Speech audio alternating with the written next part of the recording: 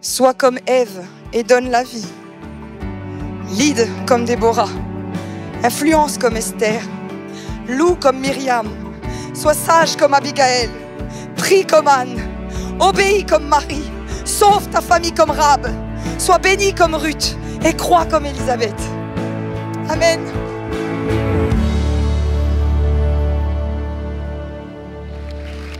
Amen. C'est quand, excusez-moi, du coup, j'ai pas beaucoup de voix, j'ai eu la gorge, voilà, puis après j'ai chanté.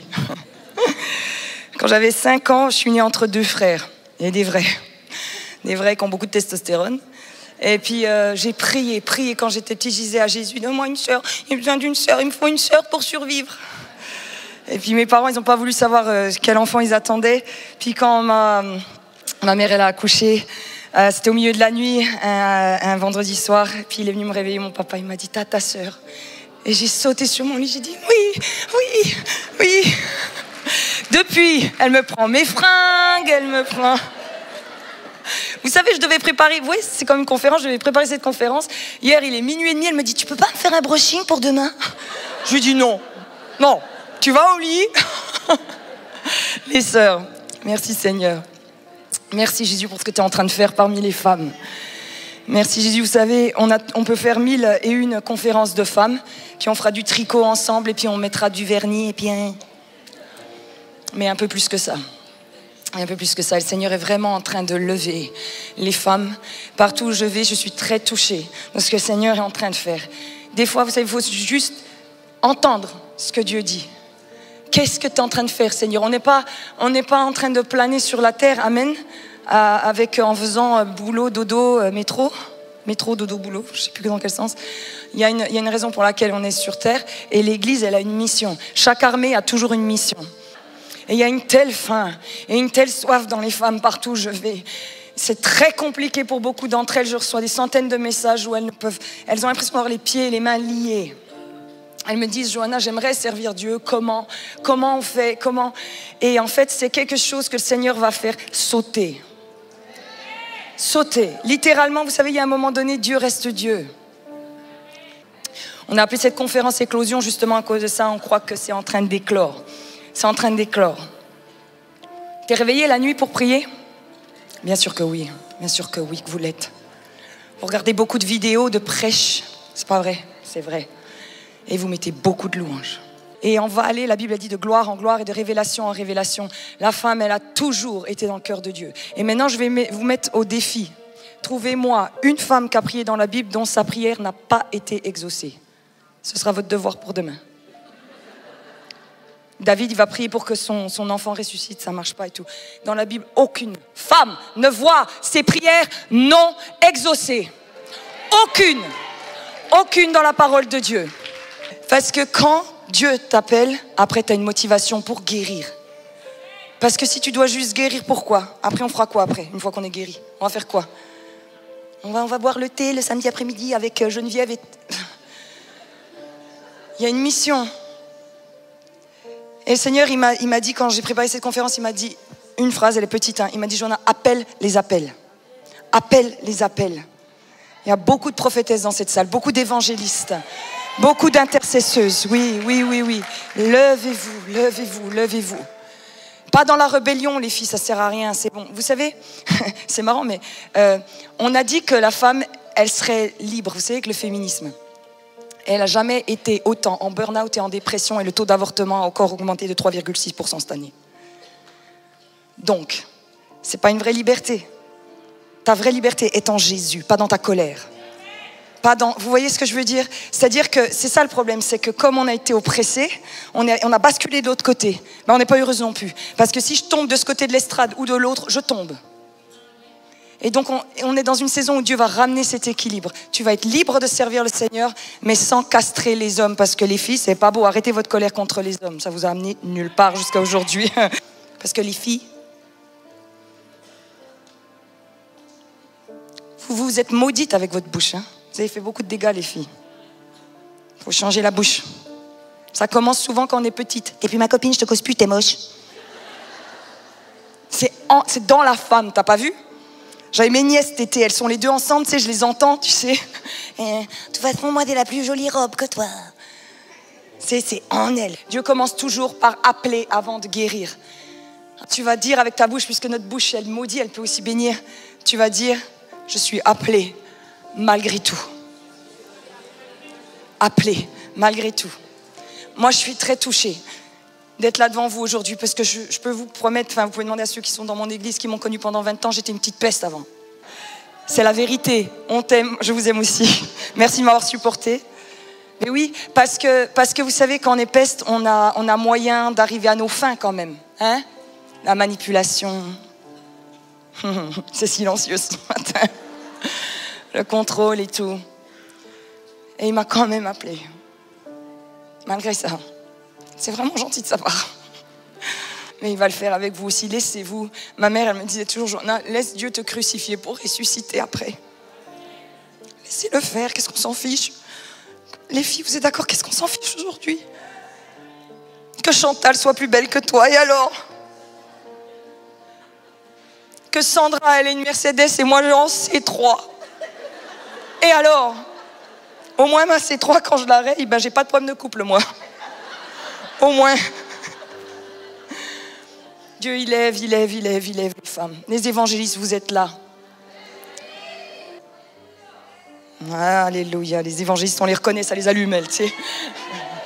Elles vont s'ennuyer aujourd'hui parce qu'il n'y a pas d'inconvénient. Enfin, quoi que si, je sais qu'il y en a qui n'ont pas la foi encore en Jésus-Christ, qui vous êtes inscrits à la conférence. Et vous allez repartir en connaissant Jésus, mesdames. Amen. Tu peux mettre la prochaine slide, merci. Il y a 2 regrets dans une vie. Il y a les choses qu'on a faites et qu'on n'aurait pas dû. Mais il y a aussi les choses qu'on n'a pas faites et qu'on aurait dû. Et ils avaient fait des statistiques sur les gens, sur leur lit de mort. Et puis, ils regardaient, c'était quoi leur regret, leur plus grand regret. C'était de ne pas avoir fait ce à quoi ils étaient appelés. Et de se dire, en fait, j'aurais dû. Maintenant que je suis là, au final, peur de quoi? Pourquoi?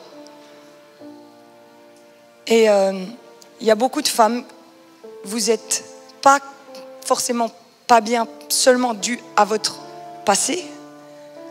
Vous n'êtes pas bien parce que vous ne vivez pas la vie à laquelle vous êtes appelés à vivre. Et la frustration, elle est là et vous le savez très bien. Quand tu ne vis pas ton appel, tu sais ce qui se passe à l'intérieur de toi? Il y a une colère. Il y a une frustration. Parce qu'en fait, c'est comme si tu étais enceinte et que tu n'accouchais jamais. Les filles, vous savez qu'on était enceinte de 9 mois et 2 semaines. Il faut que ça sorte. Et si ça ne sort pas, c'est très dangereux. Et ça peut tuer le bébé. Et il y a beaucoup de femmes, il faut que vous rentriez dans votre appel, il le faut. Parce que sinon, vous allez finir frustrées, en colère. Il y a tellement de femmes frustrées, en colère. Parce que vous ne vivez pas la vie que vous devriez vivre. Soyez libérés dans le nom de Jésus dans votre appel ce matin. Soyez libérés, libérés, libérés. Et quand j'ai dit à Dieu, je questionnais parce que j'ai dit à Dieu, Seigneur, moi je connais des filles qui vont bien, qui sont guéries. Et pourtant, elles ne sont toujours pas dans leur appel, quoi. Et j'ai dit à Dieu, mais qu'est-ce que c'est que ça? Qu'est-ce qui fait que nos églises sont remplies de nanas qui me disent, tu crois, Joanna, que je peux partager la scène? Pourquoi il y a des dénominations qui disent que les femmes ne peuvent pas enseigner? Et on va en parler. Des choses comme ça. Elles sont là parce que tu es habité par quelque chose, mais on te dit de ne pas le donner. Ou alors on te dit, ouais, mais pas trop. Alors tu es toujours en suspense. C'est pas vrai, les filles. Tu sais jamais, en fait. Tu dois donner, pas donner. Ah, les enfants, j'ai le droit. Ah oui, d'accord. Ah ben bravo. Les enfants, le public le plus vulnérable, les femmes peuvent les enseigner maintenant? Parce que ça vous arrange. Donc les femmes, il y en a beaucoup, vous avez des appels en vous, et ces appels, ils ne sont pas libérés. Et ça provoque le burn-out. Le burn-out, c'est parce que tu es dans une situation tendue, et à un moment donné, ça pète. Quand tu n'es pas dans ton appel, vous vous retrouverez dans les symptômes. Tu as de la culpabilité, parce que tu fais ce que tu ne devrais pas, et tu ne fais pas ce que tu devrais. Tu as de la frustration. Tu portes peu de fruits. Et ça fait drôle au bout d'un moment d'avoir une vie. Hein. Vous êtes d'accord, les filles? On fait cuire le rôti, on dit aux enfants de se brosser les dents, on leur crie 3 fois dessus pour faire leurs devoirs, on va se coucher et on recommence. Et pas de fruits. Les filles, nous, on est faites pour donner la vie. continuellement, dans le physique et dans l'esprit. Quand une fille n'enfante pas, c'est qu'elle est malade, elle a une stérilité. Quand tu n'enfantes pas spirituellement, il y a une maladie spirituelle qu'elle a. Amen. Que le Seigneur te touche. Vous vivotez si vous n'êtes pas dans votre appel. Ça vous demande énormément d'énergie pour rien. Vous utilisez beaucoup de fruits, beaucoup d'énergie pour rien au bout du compte parce que vous n'êtes pas là où vous devez être. Tu sais quoi? Quand tu es dans ton appel, c'est très facile. Parce que la grâce, elle est là. Quand tu n'es pas dans ton appel, c'est très difficile. Il y a des ras-le-bol, tu as des retenues. J'aimerais te dire que tu rendras des comptes devant Dieu de ne pas être rentré dans ton appel. Alors là, tu vas me dire, là maintenant, Joanna, t'es méchante, mais je suis obligée de te le dire, ma chérie. Un jour, on va tous se tenir devant Dieu et Dieu va te dire, est-ce que tu as fait ce que je t'avais demandé de faire? C'est flippant. Puis toi, tu vas dire, ben non. J'avais couture les mardis. J'avais manicure le mercredi. Et puis mes enfants, il y avait des activités. Il y a une femme hier, elle me dit, oh mais Joanna, moi tu sais, mes enfants, ils ont des activités. Écoute-moi, quand tu es dans ton appel, il y a une telle grâce que tu arriveras à faire les deux. Sans problème. Ma mère, elle est venue de l'étranger, du Canada. Elle ne parlait pas la langue. Elle a élevé 4 gosses. Elle a construit une église. Elle l'a fait. La grâce sera avec toi. C'est sûr. Tes enfants ne sont pas un frein à ton appel. C'est des propulseurs à ton appel. Amen. Fais-les dormir. Tu sais quoi, moi, quand j'étais petite, je dormais par terre pendant les réunions, là. Tu sais, c'est de la moquette. Oh, j'étais content, je croyais que je faisais du camping.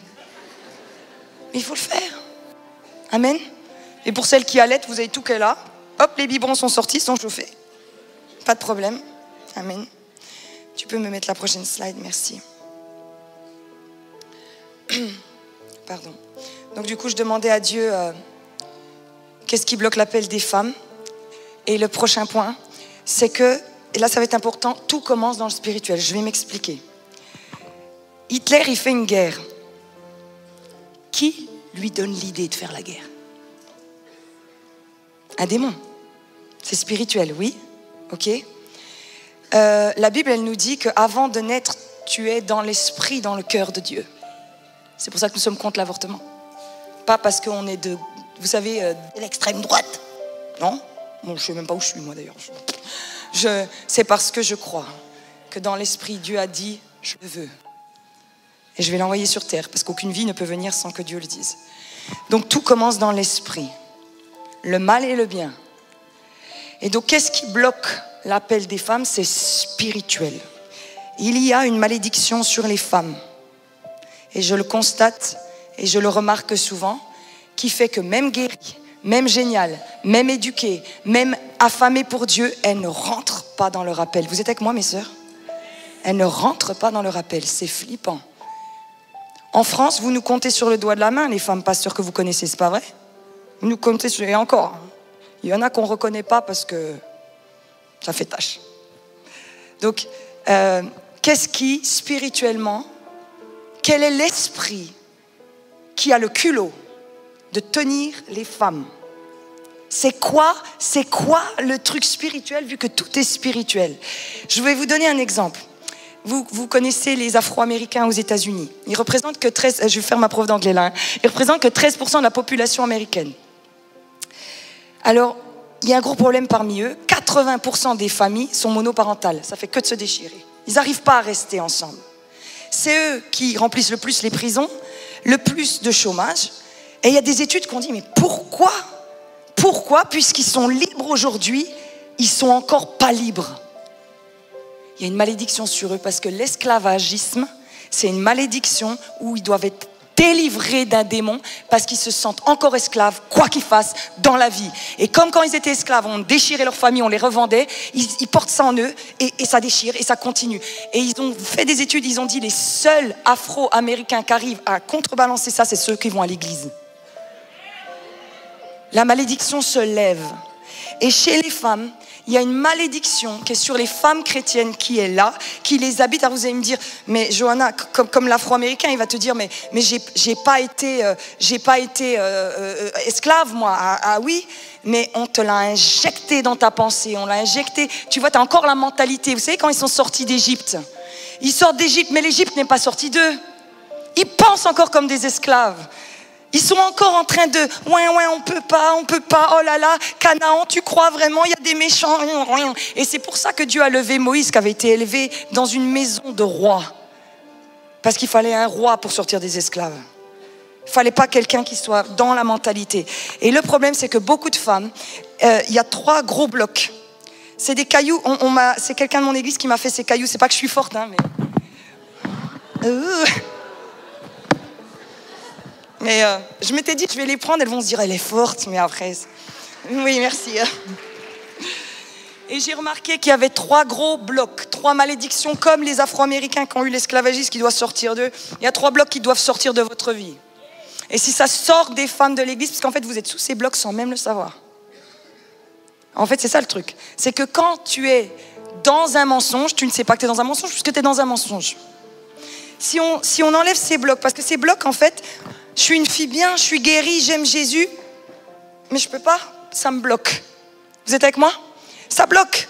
Je sais pas, je suis dans la bonne église, je chante le bon chant, alléluia, mais ça passe. Parce que tu sais quoi? La seule façon d'enlever des mensonges, c'est par la vérité, par la parole de Dieu. C'est le seul moyen. La parole de Dieu, c'est une épée. Alors tu vas me dire, mais Johanna, je lis ma Bible. Ah oui, mais si c'est sous l'influence d'un esprit, l'interprétation de la Bible va être twistée. C'est pour ça qu'on a fait des croisades avec la Bible en main. Donc il faut la parole et l'esprit. Et je vais prendre les 3 blocs ce matin et on va les dégager les uns après les autres. Ça vous dit? Amen. On va y aller. Du coup, j'ai marqué, tu peux mettre dessus, l'Église est la voix dans le monde. Je m'explique. C'est très important. Hein. Il y a beaucoup de gens qui disent, oh là là, il y a des guerres dans le monde. Oh là là, l'économie, ça va pas, ou tout ça. Ok? Le battement du cœur du monde, c'est l'Église. Si l'Église s'endort, le monde plonge. Si l'Église se lève, c'est qui a inventé les écoles? Les chrétiens. C'est qui a inventé les hôpitaux? Les chrétiens. C'est qui a inventé les orphelinats? Les chrétiens. C'est qui a inventé la Croix-Rouge? Les chrétiens. C'est qui a inventé l'armée du salut? Les chrétiens.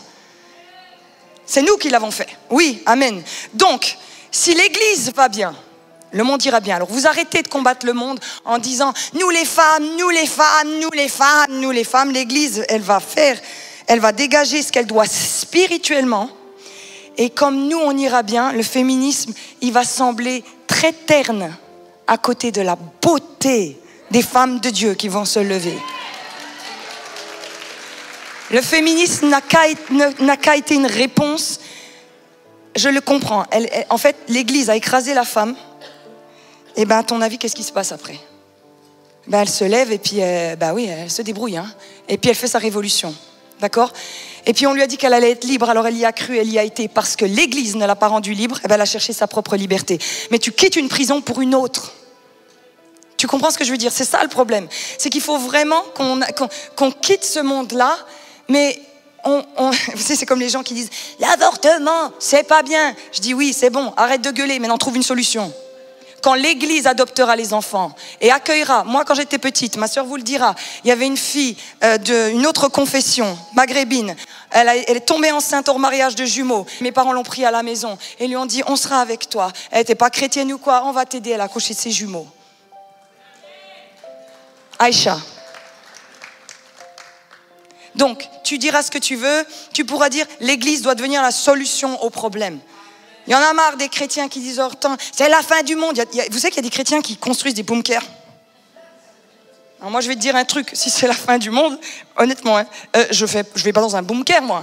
Hein. Je veux pas vivre 3 mois de plus enfermé avec des boîtes de conserve de cassoulet. Donc, je vais partir avec Jésus. Ce sera très bien comme ça. Je vais pas prolonger ma vie de 3 mois. Voilà. Imaginez si nous toutes, tu mets 600 femmes enfermées dans un bunker, on finira par s'entretuer de toute façon. Donc autant partir. Donc il y a des chrétiens, on va mal. L'Église doit guérir. Et si l'Église, elle guérit, elle devient la lumière du monde. Les pieds et les mains de Jésus sur terre. Amen. Amen. Du coup, merci. Alors, je vais vous montrer un peu. Vas-y, tu peux mettre le premier. Si l'Église, elle fait pas son job. il se passe deux choses. Soit les femmes partent dans la colère et la révolte, soit elles partent dans la dévalorisation. Ah, mais je peux pas. Moi, il y a plein de... Vous savez quoi, on a fait une conférence femmes une fois. Il y a tellement de femmes qui s'avançaient, il nous manquait des gens pour prier. Alors j'ai une amie à moi, elle va voir une femme pasteur, puis elle lui dit, tu peux venir nous aider à prier? Elle dit, moi? On lui dit oui. Elle dit, ok, tu le dis pas à mon mari. Hein. Mais c'est la vérité de... Vous êtes peut-être là aujourd'hui parce que vous, ça va déjà. Mais pour la plupart, c'est pas le cas. Oui? Donc, après une dévalorisation, je peux pas, je suis nulle parce que l'église, elle dit quoi l'église? Elle dit des choses à la femme qui sont pas jojo quand même. Qu'elle doit se taire, qu'elle doit être soumise, et on en parlera ce matin, c'est un débloc. Hein? Les filles, là, quand je vous dis le mot soumission, là, hein, ça vient vous exciter. Hein? Il y a des filles qui me disent, je veux pas l'entendre ce mot, ça me rend dingue. Je dis oui. La vérité de la parole de Dieu, on va remettre l'église au milieu du village ce matin. Ok? Donc, ça provoque ça. Mais ensuite, une fois que ça provoque de la colère, parce que les femmes ne sont pas guéries, ça crée du féminisme. Tu peux continuer, hein, Paul, merci. Des projets avortés. Beaucoup de femmes qui sont dévalorisées, en fait, elles font pas ce qu'elles doivent faire. Il y a la déféminisation, on le voit aujourd'hui. Vous savez, c'est particulier. Hein. Moi, je trouve une femme super belle et maintenant, il faut être un homme, il faut... Non. Ben oui, alors je tiens à le dire, dans tous les milieux où la femme est écrasée, il y a énormément d'abus. Puisque tu lui dis tout le temps ta gueule, elle va fermer sa gueule, donc tu peux jouer avec elle. C'est spirituel. Si tu ne libères pas la femme, spirituellement, tu es en train de dire au diable, diable, t'as une faille là, vas-y, elle parlera pas de toute façon. Et fais croire aux hommes qui sont sur elle. Toutes les autres religions, la femme est écrasée. C'est le diable, il n'est pas fou. Il sait la puissance de vie qu'il y a dans une femme. Il le sait très bien. Les hindous, si tu es veuve, tu as vu la vie qui t'attend? Si tu es veuve, c'est horrible. Alors que la Bible, qu'est-ce qu'elle nous dit sur les veuves? C'est beau, hein? Oui, c'est autre chose, hein? C'est vraiment autre chose. Ensuite, il y a l'explosion de la famille. Ben, en fait, tu es en colère, tu es écrasé, tu pètes les plombs et tout le monde pète les plombs. Ensuite, de l'autre côté, tu auras les burn-out. Et vas-y, tu peux continuer, merci.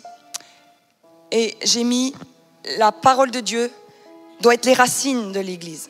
Mais le problème, c'est que ça n'a pas été le cas de l'Église. Elle a eu des doctrines fausses. Donc l'Église, au lieu d'avoir ses racines dans Jésus, elle a mis des blocs. Elle a mis des blocs qui ont fini par produire cet arbre de la mort. Et puis, ouais, tu peux terminer du coup l'arbre, merci. Il y a le joug du légalisme. Et puis, ça produit dans tous les cas la mort, peu importe la façon. Amen. Donc, on va aller aux racines. Et vous allez me dire, Johanna, c'est quoi ta nouvelle doctrine? Tu ne crois pas qu'il y en a qui l'ont vu depuis 2000 ans? Exactement, les apôtres étaient très au clair de la position de la femme depuis le début, en fait. Et ça a dévié. Les apôtres étaient très au clair qu'il fallait chasser les démons. Et on a fini par pas le dire. Les apôtres étaient très au clair qu'il fallait guérir les malades. Les églises où on prie pas, on chasse pas les démons, vous savez quoi? Si j'étais le diable, mais je ricanerais à fond les ballons. Je me dirais, gagner. Une église sans puissance, c'est comme aller à la guerre sans balle dans ton flingue. Mais qu'est-ce qu'il est malin. C'est bien joué, hein? Et il y a des gens, ils me disent, oui mais Johanna, tu sais quand il y a des délivrances, c'est un peu quoi? C'est un peu quoi? Ça te dérange qu'une fille soit enfin libre parce que toi, ça te convient pas, c'est pas assez. Parce que ça pleure et ça crie. Tu pleures et tu cries à la maison, de toute façon, quand tu fais ta peste. C'est la vérité. J'ai vu des gens, je peux vous dire, elles sont en bonne crise démoniaque de 18 à 19 heures tous les jours.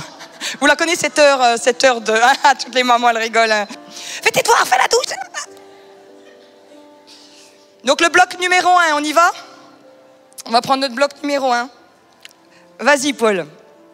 On y va. Que les femmes se taisent dans les assemblées, car il n'aurait pas permis d'y parler, mais qu'elles soient soumises selon que le dit aussi la loi.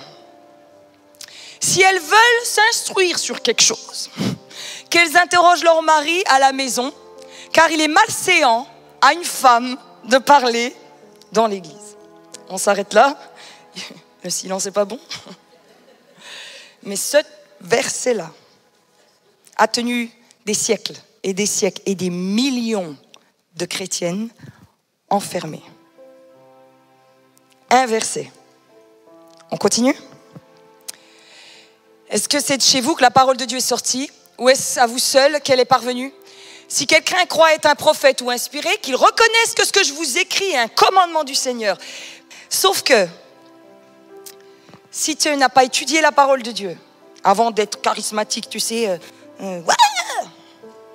sois solidement ancré, pour que le wow soit puissant et soit pas du folklore. Les charismatiques, je vous aime, vous avez le feu. Mais un feu non maîtrisé par la parole de Dieu, vous devenez une catastrophe. Vas-y, tu peux, voilà. Vous voyez ce qui vient de s'afficher en vert? En grec, c'est très important. La parole de Dieu, elle a été écrite en grec. Vous avez cette partie du verset et vous avez ce petit truc. Et ça continue. Ce petit truc en grec, c'est une exclamation qui veut dire « Quoi? Comment ?» Une surprise qui veut contredire ce qui est dit précédemment. Je vous le relis maintenant. Que les femmes se taisent dans les assemblées. Quoi? Comment? Est-ce seulement à vous que la parole de Dieu est venue? Praise the Lord, people. Louez Dieu, les filles. C'est l'inverse, ce verset. C'est l'inverse. C'est complètement l'inverse. Et qu'est-ce qu'il dit? Il dit, et ceux qui ont l'esprit de Dieu, vous reconnaîtrez que ce que je dis, c'est vrai. Mais la suite, ça donne quoi? Comment? Est-ce que de chez vous que la parole de Dieu est venue? Ou est-ce que c'est seulement à vous qu'elle est parvenue? Tu peux mettre la suite. Et dans la King James, c'est la Bible traduite la plus ancienne en anglais, c'est-à-dire c'est le dur du dur. Hein. Les légalistes, ils utilisent celle-là, eux-mêmes le mettent. What? Came the word of God out from you? Or came it unto you only? Eux, ils l'ont mis dans la King James parce qu'ils savaient très bien. Tu peux mettre la prochaine slide. C'est une interjection traduite comme une surprise.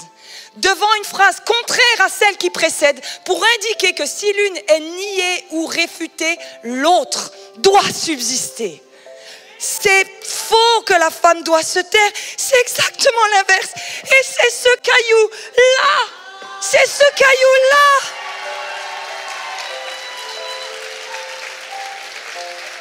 C'est frustrant. C'est frustrant. Praise the Lord. Étudier la parole de Dieu, elle est la vie. Elle est la vie. Et on a enfermé des siècles et des siècles de... La moitié du corps de Christ a été amputé à cause de ce genre de... Je suis fâchée. À cause de cette mauvaise interprétation. On continue, on va à notre bloc numéro 2. Ok. Ah ben, regardez, par exemple, on retrouve ce zigouigoui là. Dans Romains 3, 29, par exemple, quand il dit « Comment? Quoi? Dieu est-il seulement le Dieu des Juifs? Ne l'est-il pas aussi pour les païens ?» Alors ça, par contre, on l'a bien traduit. Hein. C'est le même auteur. Et c'est le même zigouigoui. En début de phrase, qui coupe 2 phrases en 2. Oh, la première fois que j'ai vu ça, j'ai dansé dans mon salon.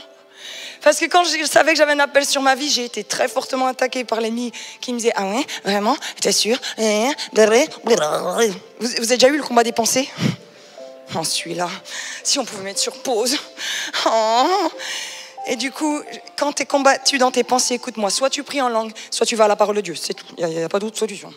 Et tu prends la vérité. Et quand la vérité, elle vient, pouf, hein, Jésus, il fait ça hein, dans le désert, hein, il sort la vérité. Alors, quel est le style d'écriture de Paul?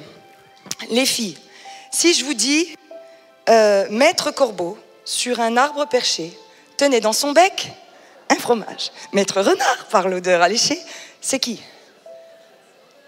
Vous m'inquiétez.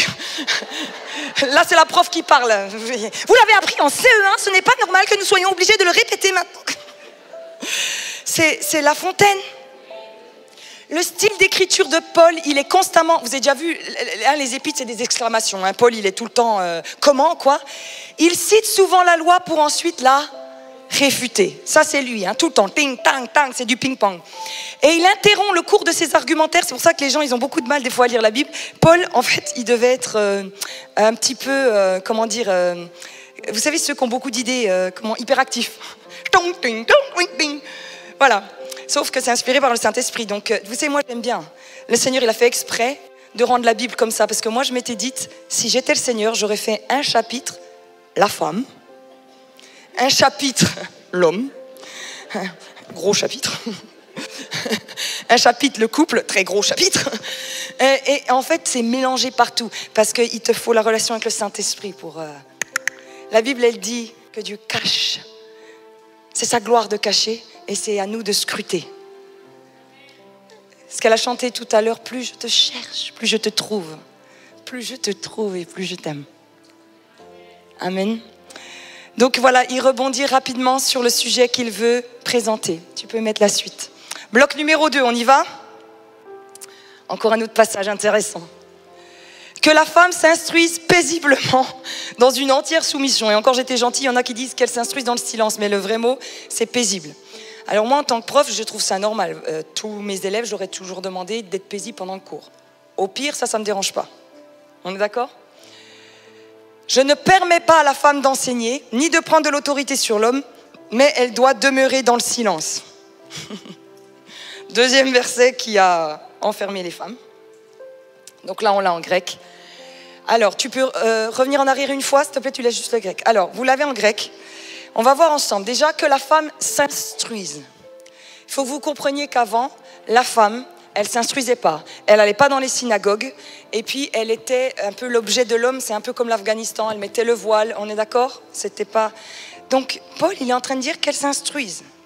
Donc, soit on a affaire à un schizophrène, soit Dieu est en train de dire quelque chose. Oui? C'est-à-dire que quand, vous savez, on ne se rend pas compte, hein. Vous savez quand Marie, elle vient vers Jésus, et puis avec ses cheveux, vous et moi, on se dit, oh, c'est trop beau, qu'est-ce qu'elle aimait Jésus. C'est très grave ce qu'elle a fait. C'est comme si moi, je déchirais mes habits, je vous montrais ma poitrine maintenant, à l'époque. Elle va vers un homme, alors qu'elle est prostituée. Elle va, elle lui touche les pieds. Elle était fichée à vie dans son village, hein. Culturellement, elle a fait un truc. Mais vous et moi, on lit la Bible avec nos yeux de 2024. Mais en fait, Jésus, il arrive en puissance libérer la femme. Vous ne vous rendez pas compte de ce que Jésus a fait à ce moment-là. Il a pris les gens les plus écrasés, qui n'avaient pas de voix, et il les a amenés. Et l'apôtre Paul, il les a amenés. Il dit, on va les instruire, les femmes, maintenant. Donc déjà, ça change, oui? Ah, vous allez me dire, oui, mais Johanna, c'est quoi ton histoire? Regarde le verset, il dit d'instruire, et juste après, mais par contre, ta gueule, hein. Eh bien, c'est pas ça. Parce que vous avez le mot, là, c'est entanteo en grec. Vous allez me dire, bah, Johanna, on est à l'école ce matin. Oui, oui. Quand on est enseigné, après, la vérité, elle nous libère. Le mot entanteo, c'est le mot autorité. Il apparaît qu'une seule fois dans la Bible, c'est là. Et dans toute la culture grecque, on l'a retrouvé que 300 fois en tout. Et il apparaît pour tout ce qui est les drames grecs, où c'est de l'autoritarisme, comme une dictatrice, comme Jézabel. Tu peux me mettre Paul. Alors, ça n'apparaît qu'une seule fois dans toute la Bible. L'autoritarisme, dominant sur une personne au point même de vouloir lui ôter la vie. C'est la définition dans le dictionnaire grec Bailly, d'accord? On le retrouve dans les tragédies grecques. C'est-à-dire que c'est pas elle ne doit pas prendre autorité, c'est qu'elle ne doit pas le castrer, chose que le féminisme est en train de faire actuellement. Ce qui est interdit à la femme, ce n'est pas de ne pas enseigner, c'est de mal enseigner.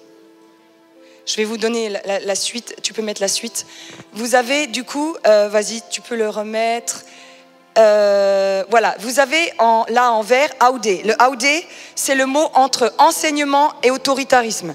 Et tu peux me mettre la définition. C'est une conjonction entre deux mots, hein, entre le mot enseigner et autoritarisme. Il apparaît 144 fois dans le Nouveau Testament et il est utilisé pour renforcer ou intensifier un concept auquel les deux éléments se rapportent. Qu'est-ce que ça veut dire? C'est comme si je vous disais, je marchais en chantant. Elle n'a pas le droit d'enseigner en étant autoritarisme. Parce que c'est ça. Il n'est pas interdit, bon, mets la prochaine diapo, c'est pas je ne permets pas, ça donnerait ça comme traduction, je ne permets pas à la femme d'enseigner en étant autoritariste sur l'homme. Vous pouvez enseigner, vous pouvez prêcher. Mais ne devenez pas des vilaines Jézabel. Mais enseignez, enseignez, enseignez la parole de Dieu.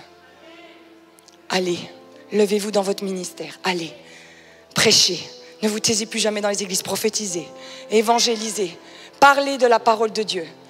Mais jamais en étant une vilaine, méchante petite peste.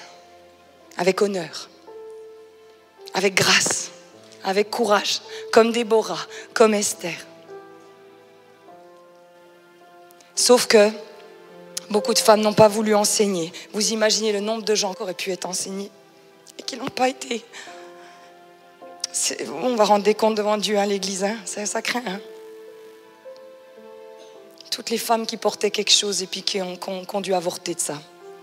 Parce qu'on leur a dit que ce n'est pas permis d'enseigner, c'est faux. C'est faux.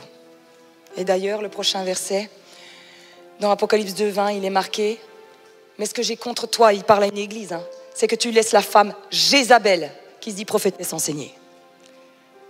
C'est Jézabel qu'il ne faut pas laisser enseigner. Est-ce que ça fait clic dans la tête? Ce que vous ne savez pas, c'est que vous êtes sous la malédiction d'enseignement faussé, que vous le croyez ou pas. Quand vous voulez faire quelque chose, vous ne le faites pas, c'est bizarre. Hein?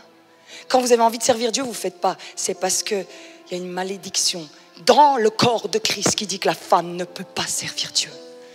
Et quand une femme veut se lever, elle ne sait pas pourquoi, elle se tape un mur de verre, quoi, un plafond de verre, elle ne sait pas pourquoi. Et il n'y a que la vérité de la parole de Dieu qui brise les malédictions. Quand je prie pour la délivrance des gens, soit je loue, soit je cite la parole de Dieu. Parce qu'elle coupe le mensonge. Et tu vas me dire, mais moi, Johanna, je sais pas, je crois que la femme peut enseigner. Comment ça se fait que je rentre pas dans mon appel? Tu sais quoi? Si tu vivais, on va dire, tu es une fille juive et tu vivais dans les années 40, eh ben, tu es sous la malédiction de ce qui se passe dans le pays, alors que toi, tu veux pas ça. Alors c'est la même chose. Toi, tu veux servir Dieu, mais tu es sous cette malédiction malgré toi, parce qu'elle est dans le corps de Christ. Mais comme le corps de Christ s'est levé contre l'esclavagisme, nous allons nous lever contre ce truc. Et ce soir, je vais vous dire, hein, ça va péter. Ça va péter, parce qu'il faut que ce mensonge quitte. Et la prédication va aller en ligne et je vais laisser le Seigneur mettre le feu avec la vidéo, tout seul. Enseignez les gens. Il y a que comme ça. Si tu crois, tu dis, mais moi, Johanna, si je suis là, c'est bien que je crois que la femme peut enseigner. Ouais, mais c'est marrant, t'es toujours pas rentré dans ton appel.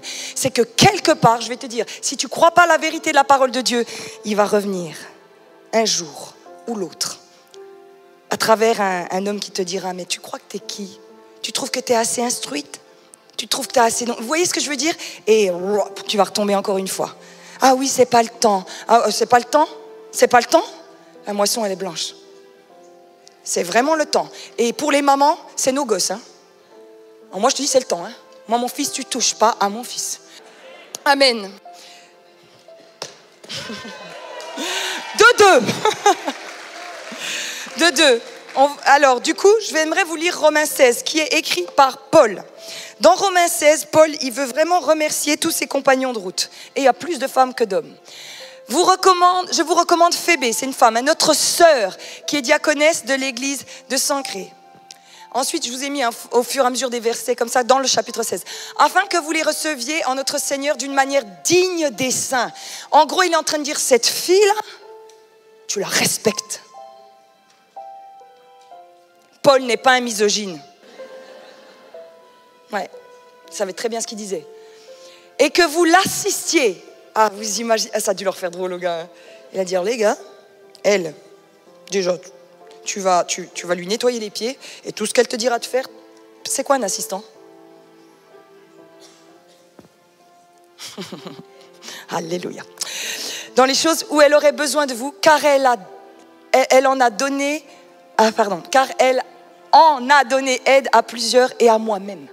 Paul est en train de dire, la nana là, elle a été là, elle. Et à la croix, elles étaient là. Et au tombeau, elles étaient là. Une femme, c'est fidèle et c'est loyal. Et si tu as des tendances d'impureté, d'adultère et tout, c'est pas toi. C'est des démons qui te poussent à ça. Toi, tu es fidèle, tu es une bonne poulette. Amen. C'est loin de dire la bonne poulette. Saluez Prisca et Aquilas, mes compagnons d'œuvre. Il est en train de dire, c'est mes potes. Qui ont exposé leur tête pour sauver ma vie. Viens pas me dire qu'une femme ne peut pas être dans le ministère. Il y en a qui sont prêtes à payer le prix. Je ne crois pas qu'une femme se soit lâche. Je trouve les femmes très très courageuses. Pour nos enfants, on meurt, c'est pas vrai? Il y a à chaque étape de la vie, mais l'ado, je dis à toutes mes prédications, mon fils dit que je suis gênante, figurez-vous. T'es gênante. Vous savez, allez, je vous la raconte, comme ça sera en ligne, il sera vraiment gêné. Alors, comme il dit toujours que je suis gênante, on fait du covoiturage pour le foot, et un soir, c'est moi. Et puis, c'était après un match, quoi. Donc, moi, je sais pas comment vous dire, sur le bord du terrain, ça me prend au trip, quoi. C'est pas de ma faute. Et puis, alors, on est dans la voiture. Et puis, Wesley, il est devant, son copain est derrière. Et puis, il dit, maman, arrête maintenant. Arrête, on entend que toi sur le bord du terrain. C'est gênant, maman. Alors, je lui dis, Wesley, c'est comme ça. On est des cheerleaders dans ma famille, vous savez. Je racontais tout à l'heure à Sandra, ma sœur, qui était là, championne de France du 400 mètres haies. Quand elle allait à Paris pour courir, ma grand-mère qui était handicapée, elle montait les escaliers à reculons dans le métro. Elle voulait pas louper ça. Pour aller voir sa petite fille courir. Vous voyez, nous, on est des vrais. Hein, voilà, on fait des banderoles, du maquillage, tout. Et puis donc, il me dit, maman, mais arrête et tout. Puis je me suis dit, je vais lui montrer ce que c'est que d'être gênant. Et comme il avait son copain, je lui dis, je suis gênant. Et il était arrête, maman. Puis je lui dis, moi, je suis pas gênante. Et son copain derrière, il explose de rire. Et en fait, il tient le truc et il se met à suer comme ça. Il était, arrête, maman, mais arrête. Voilà une mère gênante. Allez hop. Non mais les ados là, et leur image parfaite. Hein, je vais te la calmer ton image parfaite. On s'éloigne du sujet. Troisième bloc, vite. Saluez Marie qui a pris beaucoup de peine pour vous. Saluez Androkinus et Junias. Alors là, ce truc-là, quand les gens ils disent que la femme, elle ne peut pas être dans le ministère et pas servir Dieu, Junias, mes compagnons de captivité, la nana est sympa, elle était en prison avec lui. Hein. Et il dit, c'est mon compagnon de captivité. Et il dit qu'ils sont distingués parmi les apôtres. Et puis, il y a une traduction qui dit qu'ils font partie des apôtres. Et parmi ces apôtres, ils sont vraiment distingués. Donc, dans 99% de la traduction grecque, Junia est apôtre. Ah les filles, vous n'êtes pas... Oh, moi je sais pas, moi ça me... Saluez Persil, la bien-aimée qui a beaucoup travaillé pour le Seigneur. Et saluez Rufus, l'élu de Dieu, et sa mère qui est aussi la mienne. C'est-à-dire que Paul, il dit qu'il a une mère spirituelle. Ah, elle, je veux la connaître au ciel. Je veux la connaître. Il y en a qui manifestent là-bas, amen. Et on a Julie, voilà, il y a une Julie ce matin, soyez bénis. Oui, Julie, sois bénie. Troisième bloc. Ah oui, je vous fais un petit cours. L'herméneutique, c'est quoi? C'est la façon dont vous devez comprendre la parole de Dieu, parce que vous allez me dire, alors là, Johanna, je ne comprends pas la révélation, pourquoi elle arrive qu'aujourd'hui. Je vais vous dire comment il faut lire la parole de Dieu en 5 points très rapides. Vous lisez toujours un verset dans le contexte. Vous lisez un verset à la lumière de toute la parole de Dieu. Amen. Hein, on ne prend pas des versets comme ça et on en fait des règles. C'est un ensemble, la Bible. Si je vous prends l'histoire du petit Pousset, on ne prend pas que le moment où il est perdu dans les bois. Est-ce qu'il est retrouvé après? Eh ben oui. Mais si tu prends que la peine, tu vas dire, ah ben non, je ne vais pas lire cette histoire, il est perdu. Non, il n'est pas perdu, il est retrouvé. Donc il faut lire la parole de Dieu en entier. Donc quand il y a marqué femme, soyez soumise à votre mari, après il y a marqué mari meurt pour elle. Ben, bien sûr que je vais me soumettre à ce gars-là, enfin, c'est mon héros. Oh. Bon, la suite. Jésus est la parole incarnée, c'est-à-dire que tu dois retrouver en Jésus tout ce que tu lis dans la Bible. Jésus dans son caractère, comment il a fait. Alors, comment il a traité la femme, Jésus? Plutôt bien. Plutôt très bien. Bref, Ensuite, tu mets toujours les lunettes. Ça, c'est mon papa qui m'avait appris ça. Il m'a dit, Joanna, quand tu lis la Bible, tu mets des lunettes de l'amour. Et quand tu lis des trucs horribles, dis-toi, il y a l'amour de Dieu là-dedans. Amen. Amen. Ok. Dernier bloc. Bloc numéro 3. Éphésiens 5, 22. Encore un autre truc qui a oppressé la femme. Femmes, soumettez-vous à votre mari. Vous êtes là, les filles? Oh, le silence dans les salles, tu sais, c'est merveilleux. On continue. Se soumettre, c'est une décision provenant de la personne elle-même. Une attitude volontaire de donner et de coopérer. Ce n'est pas l'homme qui te soumet, c'est toi qui te dis je vais coopérer. C'est se soumettre. C'est pas être mise sous la soumission. Vous lisez, vous savez lire, vous avez été au CP, c'est se soumettre. Personne n'a le droit de t'imposer, d'être violé dans le mariage. Il y a des femmes qui sont restées parce qu'on leur a dit et sois soumise à ton mari. Je vous promets, je les ai récupérées dans des états catastrophiques. Et on leur a dit, sois un modèle, tais-toi, soumets-toi à ton mari. Et c'est marqué comme au Seigneur. Tu te soumets comme au Seigneur, pas comme un crevard. Comme au Seigneur. S'il te bat, tu n'as pas à te soumettre. S'il te viole, tu n'as pas à te soumettre. Mais vous êtes là, vous dites, oui, Joanna, ça on le sait, je vous promets, l'histoire de l'Église a montré que des femmes sont restées dans des trucs inimaginables parce qu'on leur a dit que c'était ça qu'il fallait faire. Et je ne provoque pas la rébellion chez vous, parce que quand vous vous protégez votre famille et vous le protégez lui aussi d'être la pire version de lui-même. Vous comprenez ce que je veux dire? C'est ça qui est important. Donc on met la suite. Tu dois te soumettre à la façon de Dieu, se mettre sous la protection parce que, tu peux mettre la suite, merci. La suite du verset, c'est Marie, aimez vos femmes comme Christ a aimé l'Église et s'est livré lui-même pour elle. Vous comprenez la parole de Dieu comme elle est bien. Moi, je trouve facile de se soumettre à un gars qui est prêt à mourir pour moi. Donc, numéro 3. Voilà. Mais, le souci,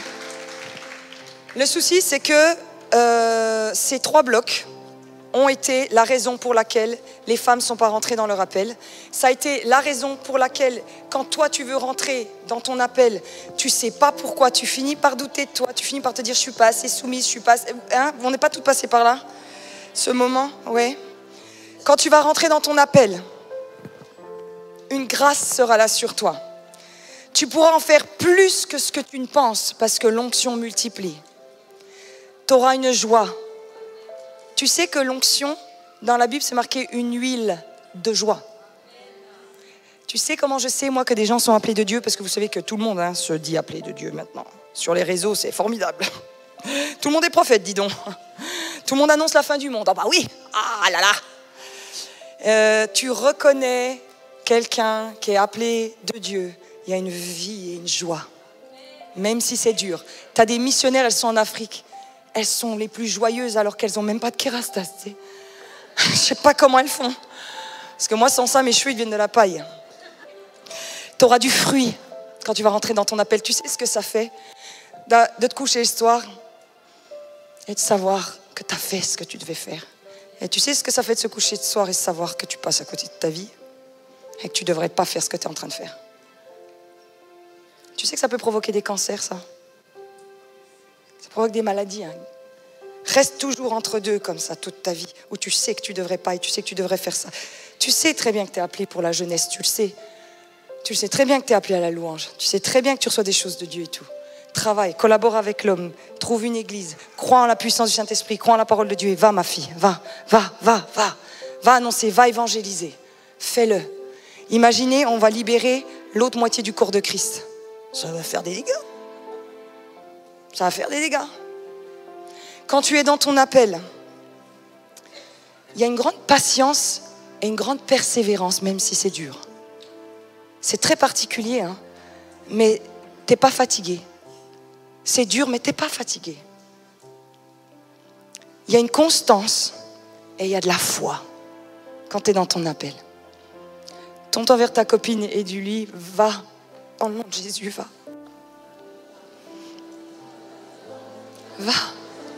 Va.